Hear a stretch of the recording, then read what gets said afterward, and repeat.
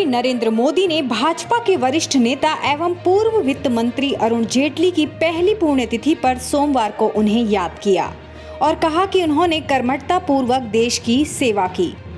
मोदी ने ट्वीट करते हुए कहा, पिछले साल आज ही के दिन हमने अरुण जेटली जी को खो दिया था। अपने मित्र की मुझे बहुत याद आती है। उनकी हाजिर जवाबी बुद्धिमत्ता, कानूनी समझ और शानदार व्यक्तित्व का हर कोई कायल था।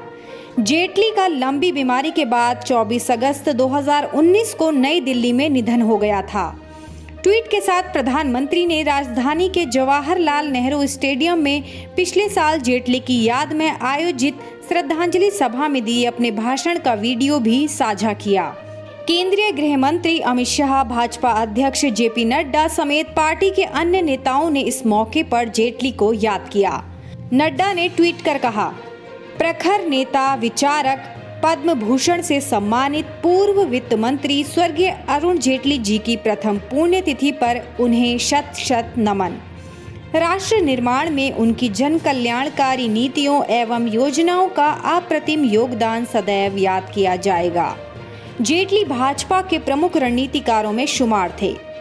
बता दें कि जेटली भाजपा के प्रमुख रणनीतिकारों में शुमार थे। मोदी सरकार के पहले कार्यकाल में उन्होंने वित्त मंत्रालय के साथ कई मौकों पर रक्षा मंत्रालय का काम भी संभाला था।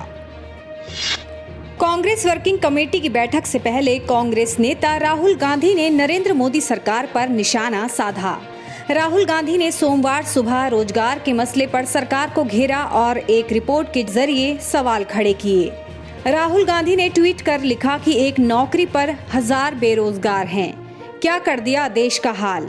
दरअसल राहुल गांधी ने एक रिपोर्ट का हवाला दिया है जिसमें दावा किया गया है कि मोदी सरकार की ओर से लॉन्च आत्मनिर्भर स्किल्ड एम्प्लॉयर मैपिंग पर पिछले कुछ वक्त में ही करीब 7 लाख लोगों ने नौकरी मांगी थी, लेकिन इनमें से 700 के करीब लोगों को ही नौकरी मिल पाई। गौरतलब है कि कांग्रेस नेता राहुल गांधी कोरोना संकट के बीच लगातार मोदी सरकार को निशाने पर ले रहे हैं और रोजगार को लेकर सरकार को कटघरे में खड़ा कर रहे हैं।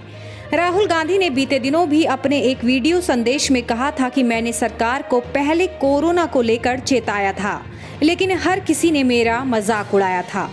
अब मैं बेरोजगारी को लेकर चेतावनी दे रहा हूं, लेकिन सरकार की ओर से इस मसले पर ध्यान नहीं दिया जा रहा है। उत्तर कोरिया के तानाशाह किम जोंग कोमा में है। इस वजह से उनकी जगह उनकी बहन किम यो जोंग राष्ट्रीय और अंतर्राष्ट्रीय मामलों को संभालने की तैयारी कर रही हैं। दक्षिण कोरिया के दिवंगत नेता किम डे जंग के पूर्व सहयोगी ने किम जोंग के कोमा में जाने की बात को लेकर एक पोस्ट किया है। दिवंगत नेता किम डे जंग के समय में राजनीतिक मामलों के सचिव का पदभार संभालने वाले चांग सोंग मिन ने सोशल मीडिया पर कथित तौर पर दावा किया है कि उत्तर कोरिया का कोई भी नेता अपनी शक्ति और अधिकार किसी दूसरे नेता को तब तक नहीं सौंपेगा जब तक वो शासन संभालने के लिए बहुत ज्यादा बीमार न हो और उसे तख्ता पलट के माध्यम से ना हटा दिया गया हो। चांग सोंग मिन ने आगे लिखा कि मेरा मानना है कि किम जोंग उन कोमा में है, लेकिन उनकी मौत नहीं हुई है।